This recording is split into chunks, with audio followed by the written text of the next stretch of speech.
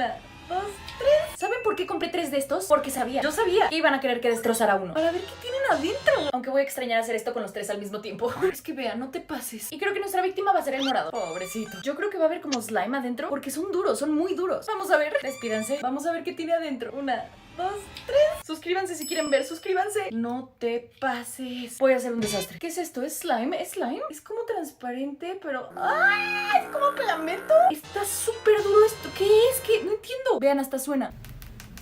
¿Qué es esto? Está duro. ¿Por qué está tan duro? Ay, no, oigan, sí está muy pegajoso. Creo que sí es como pegamento, pero no huele a nada, está rarísimo. Sí, eso no fue tan satisfactorio como pensé. Qué desagradable. ¡Ah! Y estoy haciendo un desastre. Lo voy a dejar reposar en mi mesa a ver si se seca o algo. En una de esas se le quita lo pegajoso. Miren, yo qué sé. Pero ya sabemos qué hay adentro de estas cosas. Ya no voy a romper estos, no me lo pidan. ¿O sí? No. ¿O sí? Basta. Los amo.